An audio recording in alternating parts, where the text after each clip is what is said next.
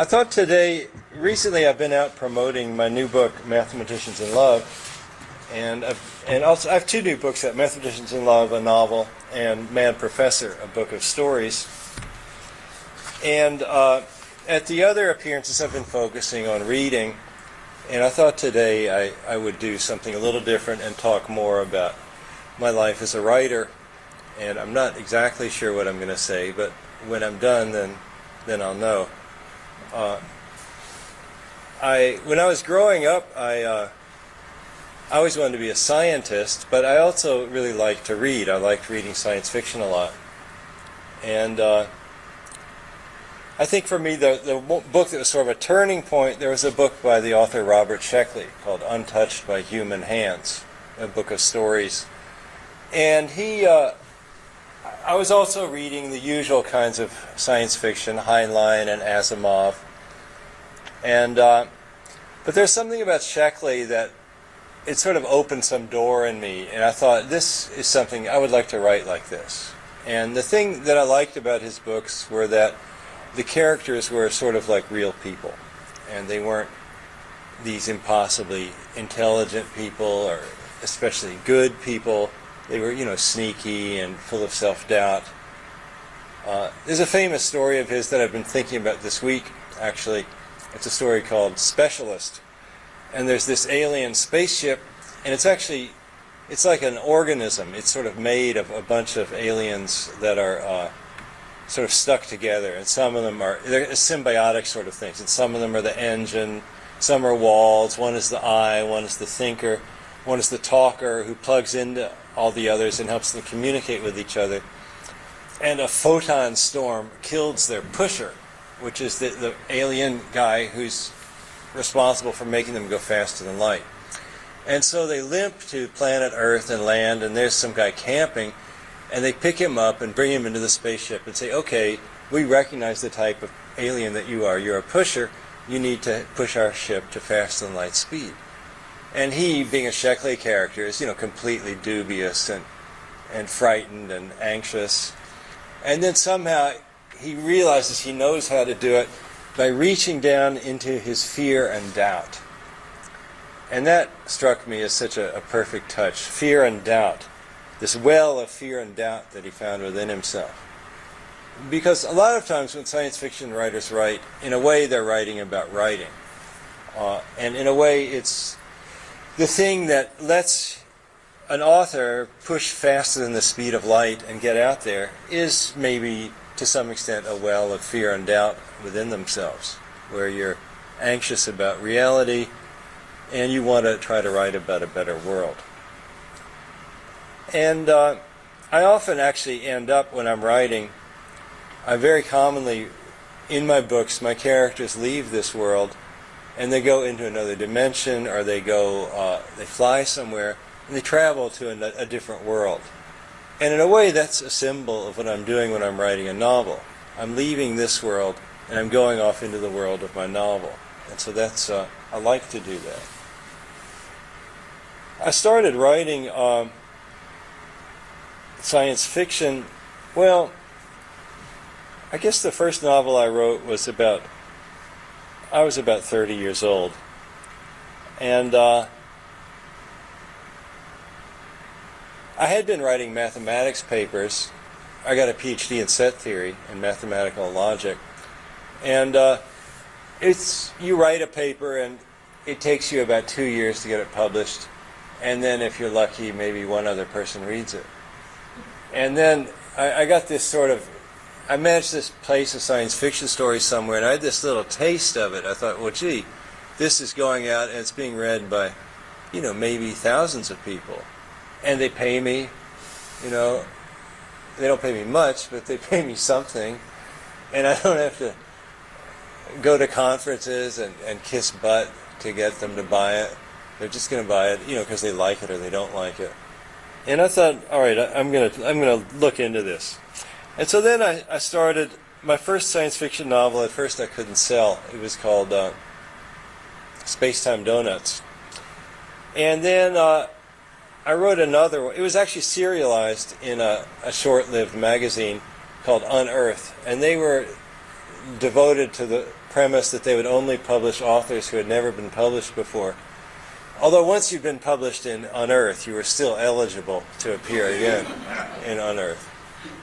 And actually some of the most famous writers in the field got their start there. William Gibson first published in Unearth, Paul DeFilippo, and me. And they were going to serialize my novel, Spacetime Donuts, that none of the paperback houses were buying. And they put out the first 2 parts, and then part 3, they went under. Little magazines don't usually live that long. They're like hamsters or white mice, you know.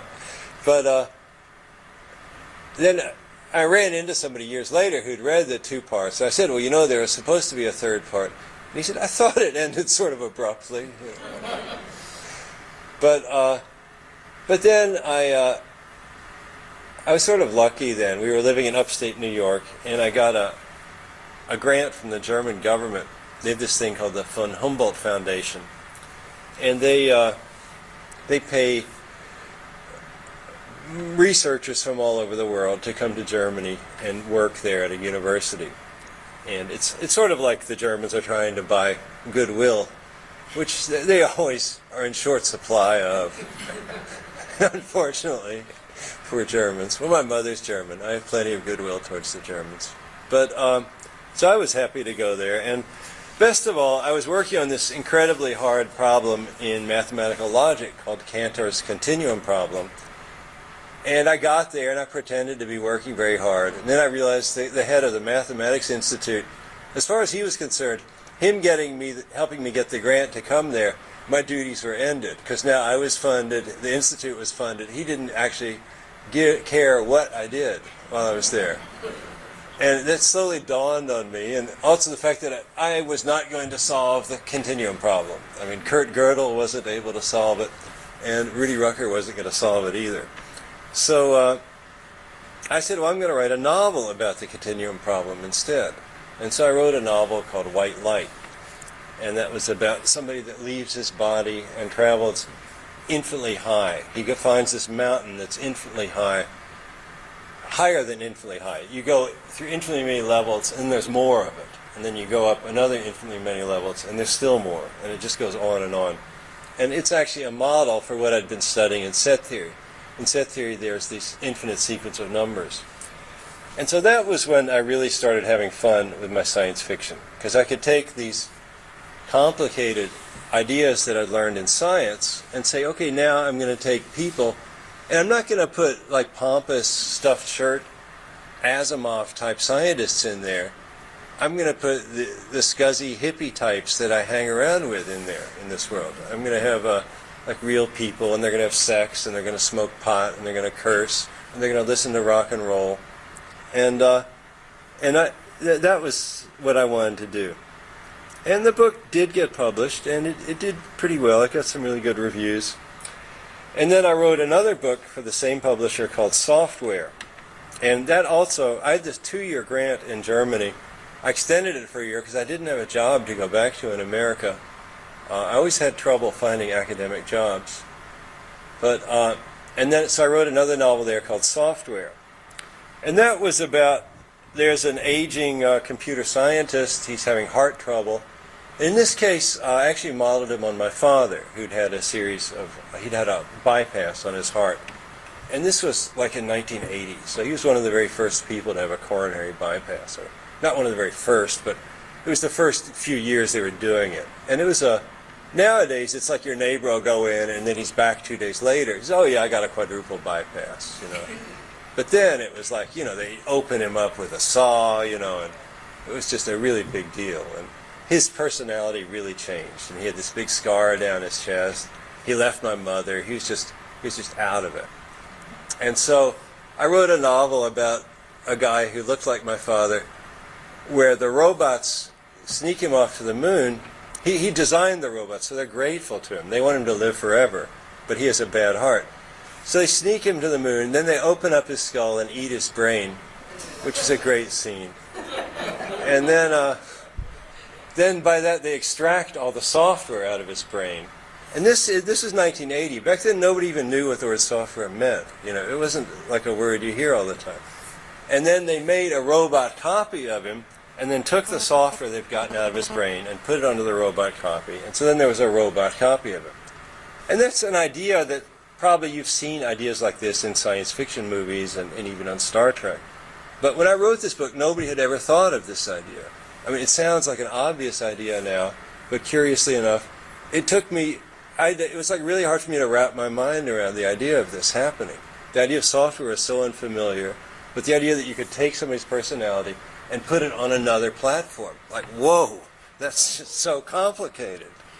But it was, and that book did really well, because people were, it was something that was in the air, and people hadn't even known it was in the air. And I got an award for it, the Philip K. Dick Award. And then these guys started calling me and came to my house, and they were writers about 5 years younger than me, and they said, well, we're the cyberpunks, and there's a new kind of science fiction, and even though you didn't realize it, you're a cyberpunk science fiction writer, and now you're one of us. And I was like, cool, you know, because I always really admired the beatniks, and I thought it was great how the beatniks hung out together and kind of helped each other and wrote similar kinds of things. And being in with the cyberpunks, it was William Gibson and Bruce Sterling and John Shirley, and at that time Lou Shiner was involved, though he's sort of fallen away from the true faith. And they were guys I really enjoyed hanging out with. I loved their writing, and it was really nice. And so that was something that gave me a lot of strength to continue in my science fiction career. And I wrote actually 3 sequels to Software. I wrote Software, then Wetware, then Freeware, and then Realware. And then there's also other kinds of books I was writing at the same time. Because there's sort of a vein. I'd started with White Light, which was to write about my own self. Like White Light was sort of about a mathematics professor who knows he's about to lose his job, and he's trying to solve the continuum problem, and he doesn't know how to do it.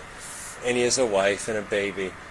And so the guy was in some ways a lot like me. He lived in the same town where I lived in upstate New York. And so I wrote a lot of science fiction novels using that method of taking things in my real life and in some sense making them into science fiction.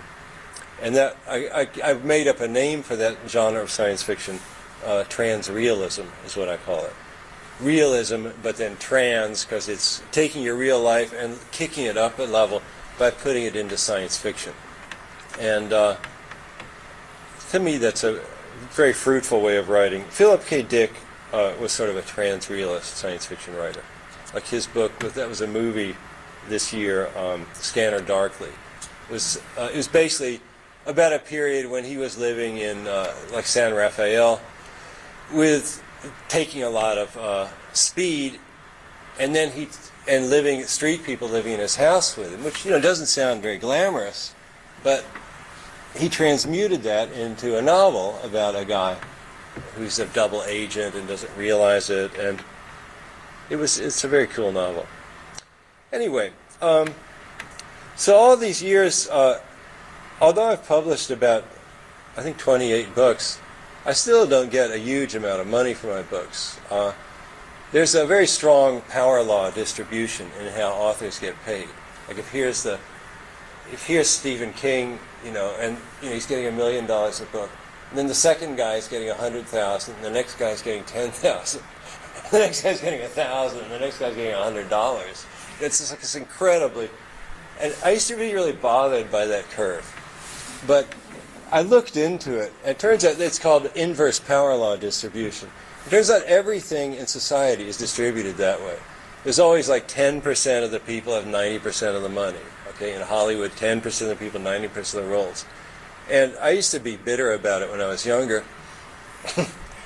but now I've given up. But the way I paid the bills all those years, because we had 3 children, and braces, college, was teaching, being a professor.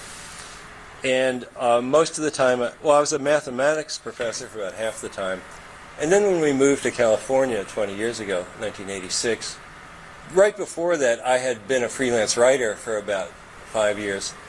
And that was a very fruitful period for me, but it was a little harrowing because I was pulling in about $10,000 a year. And that wasn't going to fly with the kids, coming up on the braces in college. But looking back, braces don't seem like such a big deal, but at the time, I don't know, they're this huge thing. But anyway, but I came out here and I let the chip into my heart, and I became a computer science professor. I had the fortune to go to San Jose State, where they have, it's a combined mathematics and computer science department. It was then. Since then, they've divided it in 2 departments. But they said, well, if you want to teach computer science, that's fine. I said, well, I've never had a course in it. They say, look, you got a PhD in mathematical logic. You can learn anything. So it's true. Computer science is easier than mathematical logic. So I learned it by teaching it, and it was fun. I welcomed the opportunity. It was kind of a golden opportunity. I feel like I was very lucky. I came here in '86, where the wave was just building, and I got to be in on a lot of the developments. I even left teaching for a couple of years and worked at Autodesk, and I was involved with virtual reality and cellular automata and cyberspace and all these cool things, fractals, chaos. And it was a great experience, and it gave me a huge trove of things to write science fiction about too, which is that's always I've always liked that, the kind of working, the zigzagging back and forth, where learning something kind of hard and difficult in science, and then going and turning that into a story, and that's what I'm continuing to do. 2 years ago, actually, well, Arnold Schwarzenegger is actually. Somebody mentioned movie a little while ago. For 10 years, my novel Software was under option at a big studio in Hollywood. And I would go there for meetings, and the guys were great. They were just classic studio execs. They'd say, all right, well, tell us the story the way you see it. So I started telling them, and they'd say, get to the 3rd act before I have to kill myself. They see every story as 3 acts. They're very, classic Shakespearean. But you got to get to the 3rd act before, his fanny itches or whatever. But anyway, this one time I went there, the guy having the meeting right after me was Arnold Schwarzenegger. And yes, he is short. Okay, comes up to my shoulder. But yeah, he's not very tall. But then he was there. They were making a movie called I think it was The Fifth Day, The Seventh Day. It's about a guy who goes home and finds a clone of himself at his house. And then I went and saw the movie, and actually they'd taken the idea I mentioned in Software that had been a new idea when I first made it, of grinding up somebody's brain and growing a body and putting on a new body. Well, it turns out that was the main idea in that movie. So that was kind of discouraging. But then Arnold got to be governor, and I thought, well, at least we have a governor who knows what science fiction is. And then he offered a golden handshake to San Jose State professors to give us an extra year of service credit if we would retire. So I got a golden handshake from the Terminator, and I couldn't refuse that offer. And then, and that was 2 years ago. And since then, I've just been writing science fiction, which is nice. In a way, I loved teaching. It was very stimulating, great to get out there and see all the people and the challenge of learning the new stuff. But it's, I feel like I'm writing maybe better than ever, and I feel like I'm pushing it a little bit harder than I was in recent years. So I've been putting out a book a year recently, or writing a book a year. Though, and The Mathematician in Love is the one that's out right now. And that's sort of a trans-real book. It's about a couple of young mathematicians in grad school who fall in love with the same woman. It's not precisely trans-real, though, because now I'm 60, and nobody wants to read science fiction novels about 60-year-olds. So, well, not many people do. 60-year-olds don't buy a hell of a lot of science fiction, believe it or not. But, so, there I'm sort of, yeah. Thank you, Bill. So then I make up I make up characters now. I finally learned that the characters don't have to be exactly modeled on me and my friends. They can be a little bit fabulated. Also, I can remember what I used to be like, which helps, and what my friends used to be like. So it's nice. So that's